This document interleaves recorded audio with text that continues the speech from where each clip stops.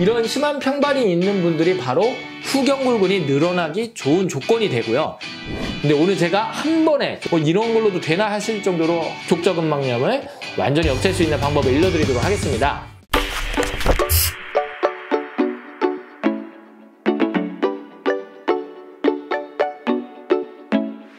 네, 안녕하세요. 박정우 한의사입니다.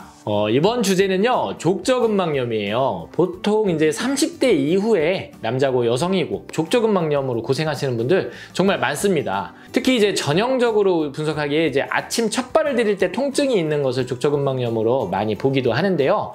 일반적으로 이렇게 걷거나 등산 후 마라톤 하시는 분들도 많으니까 이런 분들도 이제 족저근막염 호소하는 분들이 많아요. 근데 이게 잘 안 낫습니다. 그리고 병원에서 이제 치료를 할 때도 보통 요새 체해 충격파 같은 걸 많이 하는데 엄청 고통스럽고 통증이 많이 되죠. 그 다음에 이제 주사 치료를 받기도 하는데 일시적으로 통증이 좀 없어지기도 하지만 아예 없어지는 느낌은 들지 않고 반복해서 자꾸 주사를 맞는 것도 굉장히 불편하시죠. 근데 오늘 제가 한 번에 족저근막염을 이런 걸로도 되나 하실 정도로 한 번에 이렇게 가라앉혀주고 장기적으로 몇 번씩 계속 시도를 하시면은 족저근막염을 완전히 없앨 수 있는 방법을 알려드리도록 하겠습니다. 일단 족저근막염의 가장 문제되는 근육이 뭔지를 파악을 해야 되는데요. 두 가지입니다. 첫 번째는 후경골근이고요.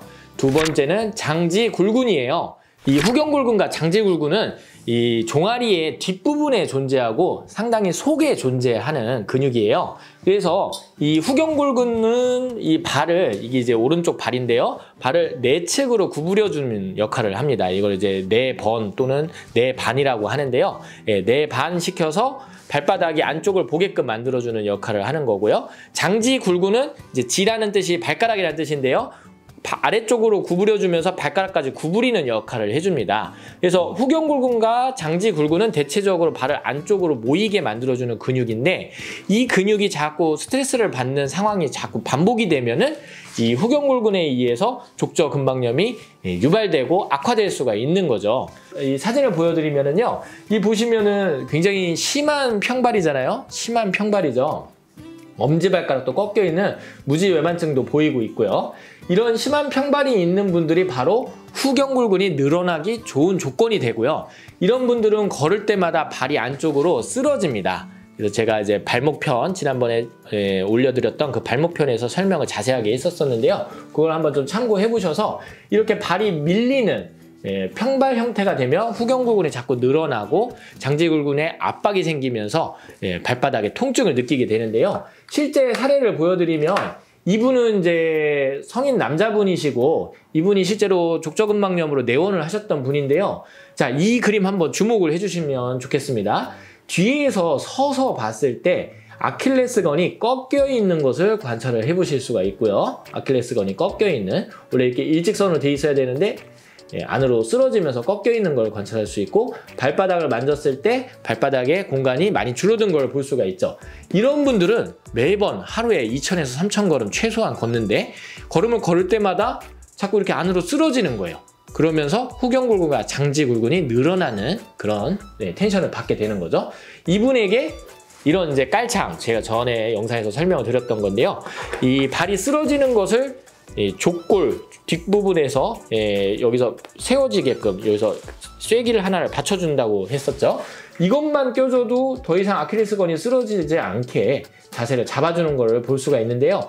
이것만 잘 끼고 다니셔도 걸으면 걸을수록 오히려 후경골근과 장지굴근이 치료가 되면서 족저근막염을 빠르게 좋아지게 할 수가 있어요.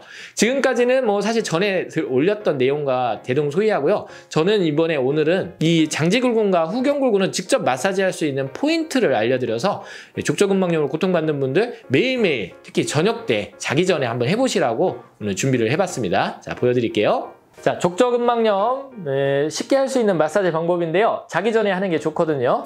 자, 이렇게 앉아서 오른발 왼발 다 한 번씩 할 건데 이렇게 양반다리 하듯이 올려주신 다음에 여기 보시면 만져보면 딱딱한 뼈가 있죠.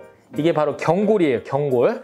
이 경골보다 조금 더 아래 부분을 양손 엄지로 꾹 눌러보시면 아픈 데가 있어요. 아프죠? 특히 족저근막염이 있는 분들은 여기가 특히 아플 수 있는데, 자, 이 경골 전체를 1, 2, 3으로 하면 이 부위가 가장 통증이 발생을 하는 부위입니다. 그래서 이런 부위를 자기 전에 저녁에 피로가 많이 쌓인 상태에서 자기 전에 이렇게 자꾸 엄지로 꾹꾹꾹꾹 눌러주는 거예요. 이거 대충 누르면 안 되고 뼛속까지 누른다는 느낌으로 해서 아픈 데를 찾아서 눌러주시는 게 좋아요. 지금 누르니까 아프죠? 네.